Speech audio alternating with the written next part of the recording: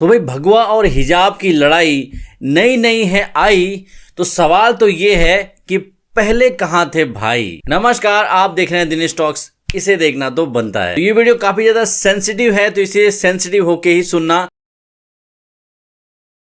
सबसे पहले इस घटना का ओवरव्यू दे देता हूं कि हिजाब कंट्रोवर्सी आखिर शुरू कैसे हुई। तो मेरे हर शब्द को गौर से सुनना, नहीं तो राइट विंग और लेफ्ट विंग की सुनाई हुई एक तरफा स्टोरी में बहक जाओगे। इस कहानी की शुरुआत होती है कर्नाटका के उडुपी से, जहां के पीयू कॉलेज में ये नियम था कि वहां पर जो मुस्लिम लड़कियां पढ़ती थी वो पहले हिजाब पहन करके कैंपस में आ सकती थी, लेकिन क्लासरूम में नहीं आ सकती थी। और हर स्टूडेंट को ये बात पता थी। लेकिन शुरुआत ये होती है कि यहाँ पर 6 मुस्लिम गर्ल्स को क्लास में एंट्री देने से मना किया जाता है क्योंकि उन्होंने हिजाब पहन रखा था। लेकिन यहाँ पर गौर करने वाली बात है कि उन्होंने ड्रेस पहन रखी थी, जस्ट उन्होंने हिजाब पहन रखा था। और यहाँ पर यह भी गौर करने वाली बात है कि कॉलेज ने उनको क्लास में आने से मना किया, ना कि कैंपस में जाने से। और ये बात नई नहीं है, ये पहले से स्टूडेंट को पता है, ये बात भी गौर करना। और अब मैं आपको बताता हूँ कि ये सभी गर्ल्स जो है पहले हिजाब नहीं करती थी, तो उसके लिए उनका एक इंटरव्यू का एक पार्ट दिखाता हूँ, आप देखिए। So the first thing what we did is we did not go and directly wore the hijab. We sent our parents, like not for once but 1,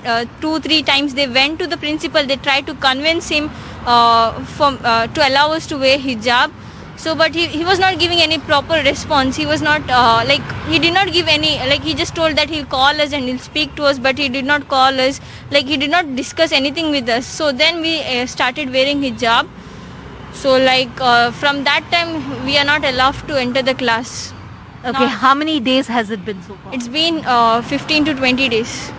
Okay. दिसंबर 2021 में ये स्टार्ट हुआ था, यानी लगभग 2 महीने पहले। तो यहाँ तक तो मामला फिर भी कॉलेज स्टूडेंट के बीच का था, क्योंकि पेरेंट्स के साथ मीटिंग वगैरह हुई थी, तो यानी मैटर ऑफ डिस्कशन चल ही रहा था। लेकिन अब एंट्री होती है इसमें पॉलिटिक्स की, क्योंकि जब इनमें से कुछ लड़कियां जो है CFI, जो कि कैंपस फॉर इंडिया नाम की संस्था है, उनके पास जाती है। और CFI जो है PFI यानी पॉपुलर फ्रंट ऑफ इंडिया का एक स्टूडेंट विंग है। और इन ग्रुप्स की क्या क्या एक्टिविटी रही है, इसके बारे में आप खुद गूगल कर सकते हो। तो अब यहाँ पर मैटर जो है गर्म होने लगता है, और इसके बाद अभी हिजाब छोड़ करके बुर्का में जो है वो गर्ल्स आने लगती है कॉलेज में। यानी यहाँ पर पहले ड्रेस थी, लेकिन अब ड्रेस पूरी तरीके से गायब हो गई है। और फिर गौर करना कि यहाँ पर कॉलेज जब उनकी एंट्री से मना करता है, उनको ड्रेस कोड फॉलो करने के लिए कहता है, तो उसके बाद आपने देखा होगा वीडियो रिकॉर्ड होते हैं और वो बहुत ज्यादा वायरल होते हैं। और ये बताया जाता है कि गर्ल्स को एजुकेशन से रोका जा रहा है। अब आप यहाँ पर खुद डिसाइड करो कि गर्ल्स को एजुकेशन से रोका जा रहा है या फिर वो खुद रूल्स को नहीं मान करके अपनी एजुकेशन को रोक रही है। इसका जवाब मुझे आपसे कमेंट सेक्शन में जरूर चाहिए। अब ये एक कॉलेज की बात नहीं, अलग अलग कॉलेजेस में यहाँ पर हिजाब छोड़ करके बुर्का में गर्ल्स आने लगती हैं। उसके बाद एक बार और एंट्री होती है पॉलिटिक्स की। अब यहाँ पर बारी है अभी हिंदू बॉयज की। तो हिंदू बॉयज ने यहाँ पर सैफरन कपड़ा डाल करके, सिर पर साफा डाल करके, लड़कियां भी सैफरन शॉल ओढ़ करके आने लगती है स्कूल में, लेकिन उनको भी स्कूल के अंदर एंट्री नहीं दी जाती। तो हिंदू बॉयज एंड गर्ल्स का ये कहना है कि जब हिजाब की एंट्री के लिए इतना बवाल कर सकते हैं यहाँ पर मुस्लिम गर्ल्स, वो भगवा के लिए बवाल क्यों नहीं कर सकते। तो यानी अब ये मैटर जो है हिंदू वर्सेस मुस्लिम का हो गया था, क्योंकि दोनों साइड से पॉलिटिक्स ने अच्छा खासा तड़का इसमें डाल दिया था। क्योंकि मुस्लिम गर्ल्स को CFI ने समर्थन दिया, तो यहाँ पर जो सैफरन शॉल वगैरह उन्होंने पहनी हुई थी, वो भी किसी न किसी पार्टी ने उनको सपोर्ट करके दी थी। और ये आपको उनके डिजाइन वगैरह देखने से समझ में आ जाएगा। तो यहाँ तक आपको ये बात समझ में आ गई कि स्कूल का ड्रेस कोड किसी को नहीं चाहिए, लेकिन अपने अपने धर्म की रूल्स बता करके अपने आप को खुद से एजुकेशन से रोक रहे हैं। और इसके बाद जो है पॉलिटिकल पार्टियां, बहुत सारे बड़े बड़े सेलिब्रिटी अलग अलग तरीके से ओपिनियन दे रहे हैं, यानी उन्होंने भी अपना एक साइड पकड़ लिया, कौन सी शेरनी है, कौन से गुंडे हैं। यानी दोनों पार्टी को आपस में लड़ाने का पूरा जो है यहाँ पर मैदान तैयार कर दिया। और यहाँ पर किताब बहुत पीछे छूट गई है, एजुकेशन बहुत पीछे छूट गई है। देश छोड़ो विदेश से भी यहाँ पर रिएक्शन आने लग गए हैं, और अचानक से सबको अपने धर्म के नियम याद आने लग गए हैं। जो पहले सबको मंजूर था वो नामंजूर होने लगा है। तो अभी फाइनल ये है कि अब ये मामला कोर्ट में डाला गया है। हो सकता है सुप्रीम कोर्ट की इस पर नजर है, तो सुप्रीम कोर्ट की तरफ से इसमें कोई फाइनल फैसला आ जाए। फिर बाद में ये नहीं चलेगा कि कोर्ट इसका दलाल है, कोर्ट उसका दलाल है, क्योंकि जो पार्टी इसको नहीं मानेगी वो खुद ही एक्सपोज हो जाएगी। तो इसीलिए सुप्रीम कोर्ट के फैसले का वेट करो, जो भी आएगा उसको मानना पड़ेगा, हिंदू और मुस्लिम दोनों को।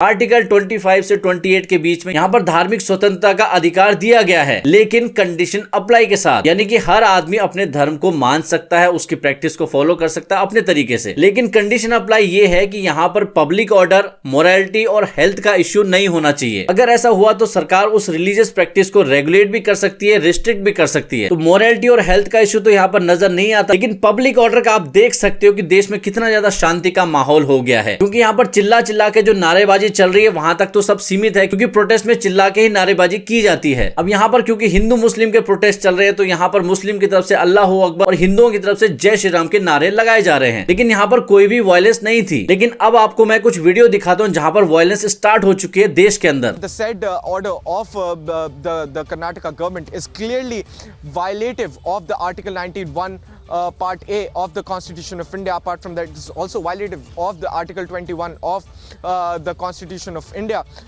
So now the court was taken through various judgments, and also the situation, the matter was resolved after a meeting between school and parents. The school denied the allegations and clarified that no such order was passed.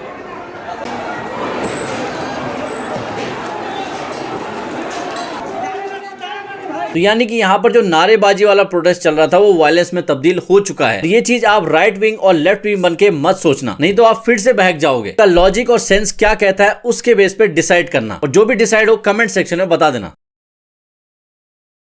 अब बात करते हैं कि ये मामला धर्म का है, ये पॉलिटिक्स का है। यहाँ पर जो मैंने आपको घटनाक्रम बताया उससे साफ लग रहा है ये मामला पॉलिटिक्स का है, क्योंकि ये शुरू जो है अचानक से हुआ है। क्योंकि जो धार्मिक रूल्स हैं दोनों साइड से, हिंदू मुस्लिम के, एक दिन में पैदा नहीं हुए, वो पहले से हैं। लेकिन ये जो कन्फ्लिक्ट है ये दिसंबर जनवरी से स्टार्ट हुआ है, और उस कॉलेज के नियम जो है सारे स्टूडेंट पहले से मानते आ रहे थे, और अचानक से जब इसमें पॉलिटिक्स की एंट्री हुई है उसके बाद ये पूरे देश का आंदोलन बन चुका है। अब यहाँ पे दुविधा ये है कि एक धर्म को अगर प्रायोरिटी दी जाएगी उसके रूल्स को, तो दूसरे धर्म के लोग भी अपने रूल्स को काउंटर करने के लिए ले आएंगे। क्योंकि आपने देख ही लिया है कि मुस्लिम गर्ल्स के हिजाब की डिमांड के बाद जो है हिंदू बॉयज एंड गर्ल्स ने भी सैफरॉन की डिमांड शुरू कर दी, और ये यहाँ पर रुकने वाला नहीं है जब तक समझदारी नहीं दिखाई जाएगी, वो भी दोनों साइड से। और इसमें मैं आपको बता देता हूँ कि पहले से स्कूल में थोड़े बहुत जो है रिलीजियस सिंबल को अलाउ किया जाता रहा है, जैसे कि टीका, ताबीज, पगड़ी, ये सब हिंदू मुस्लिम पहले से फॉलो कर रहे हैं, और स्कूल वाले भी इनको ज्यादा रोकते नहीं है, क्योंकि इससे उनकी ड्रेस कोड में कोई ज्यादा फर्क आता नहीं है। लेकिन अगर आप पूरा अटायर ही चेंज कर दोगे तो बिल्कुल यहाँ पर कंफ्लिक्ट की स्थिति पैदा होने वाली है, और वो हुई भी है। जैसे कि धार्मिक स्वतंत्रता का अधिकार जो है संविधान से मिला है, लेकिन ये डिपेंड करता है कि कंफ्लिक्ट कितना बड़ा है, कितना पब्लिक ऑर्डर जो है इससे अफेक्ट हो रहा है। और जैसे कि हिजाब कंट्रोवर्सी के बाद आपने देख ही लिया कि यहाँ पर प्रोटेस्ट के बाद जो है वायलेंस स्टार्ट हो चुकी है, तो पब्लिक ऑर्डर यहाँ पर सीधे सीधे इंपैक्ट हो रहा है। और ये हमारे समाज का सच है कि हिंदू मुस्लिम में सबसे ज्यादा कंफ्लिक्ट होते रहे हैं, और जिनको जानकारी नहीं है वो हिस्ट्री पढ़ सकते हैं। और सबको पता था कि यहाँ पर हिजाब के जवाब में भगवा आने वाला है, तो इसमें बड़े बड़े पॉलिटिकल लोग भी एंट्री कर चुके हैं, और बड़े बड़े सेलिब्रिटी जो है अपनी अपनी साइड पकड़ चुके हैं। अब सिख क्यों पगड़ी पहन के अलाउड है स्कूल में, इस चीज का जवाब मैं आगे दूंगा। तो भाई कई लोग कह रहे हैं कि यहाँ पर हिजाब मना किया जा रहा है, तो भाई सिख को पगड़ी पहनने से क्यों नहीं मना किया जा सकता? तो मैं आपको बता देता हूँ कि सारे सिख जो है पगड़ी नहीं पहनते हैं, और सिख जो कि अमृत छका हुआ है वो अपनी पूरी जिंदगी जो है पगड़ी उतारता नहीं है, और उसे सोते समय भी वो पहनना पड़ता है। अब इसका क्या रीजन है आप खुद ही सुन लो। When you go out, then you have to wear turban. When you come to at your house, then you can remove this big turban. We wear two turbans. One is small and one is this big. At home, when you come from your work, you can remove this big turban, but your small turban will be at your head. You can't remove totally turban from your head. Whenever you go to bed to sleep, then you also have to keep your turban on your head. You can't sleep with bare head. और बात करूं अगर संविधान की, तो सिख को पगड़ी तो छोड़ो, वहां पर उसको कृपाण रखने तक की मंजूरी दी गई है, स्पेशली वहां पर सिखों के लिए मेंशन किया गया है। लेकिन स्कूल कॉलेज में आपने किसी भी सिख को जो है कृपाण रखते हुए नहीं देखा होगा। तो यानी कि थोड़ा बहुत एडजस्टमेंट जो है सारी कम्युनिटी करने को तैयार है, क्योंकि सभी का फोकस एजुकेशन होता है। जिद पकड़ के जबरदस्ती जो है कंफ्लिक्ट पैदा करोगे तो बवाल तो होगा ही। और संविधान में जो है हिंदू मुस्लिम के लिए स्पेशली कुछ भी नहीं लिखा गया है। कौन सी चीज जो है हिंदू मुस्लिम के लिए एसेंशियल प्रैक्टिस में आते हैं, लेकिन सिख के लिए ऐसा लिखा गया है। कभी टीका लगाते हैं, कभी नहीं लगाते हैं, कभी हिजाब पहनते हैं, कभी नहीं पहनते हैं। तो यानी अपनी चॉइस के हिसाब से अपने रूल्स को खुद ही फॉलो नहीं करते हैं। तो ऐसे में जबरदस्ती स्कूल में जो है हिजाब पहने जाएंगे, सैफरन पहने जाएंगे, लेकिन बाहर कहीं पार्टी करने जाएंगे तो वहां पर हिजाब नहीं पहनेंगे, वहां पर सैफरन नहीं पहनेंगे। लेकिन सिख जो पगड़ी पहनते हैं उसे घर में भी पहनते हैं, बाहर भी पहनते हैं, सोते समय भी पहनते हैं। तो आप कंपेयर नहीं कर सकते। शायद इसीलिए जो है संविधान में उनका नाम स्पेशली मेंशन किया गया है। लेकिन बात आती है कंफ्लिक्ट की। मस्जिद में कोई पुजारी पूजा करने नहीं जा सकता, वैसे मंदिर में कोई मौलवी नमाज पढ़ने नहीं जा सकता। तो यानी आपकी जो धार्मिक आजादी है वो हर जगह लागू नहीं होती। देखा यह जाता है कि पब्लिक ऑर्डर कहां पर मेंटेन हो रहा है। जहां पर किसी को कोई दिक्कत नहीं वहां पर सब फॉलो करते हैं, और जहां पर कंफ्लिक्ट पैदा हो जाता है वहां पर सरकार को आना पड़ेगा, कोर्ट को आना पड़ेगा। और वही अभी हो रहा है, सुप्रीम कोर्ट जो ऑर्डर देगा उसको सबको मानना पड़ेगा। और इसी के साथ ये वीडियो में एंड करना चाहता हूं। आपके जो भी विचार हैं कमेंट सेक्शन में जरूर बताइएगा। जय हिंद।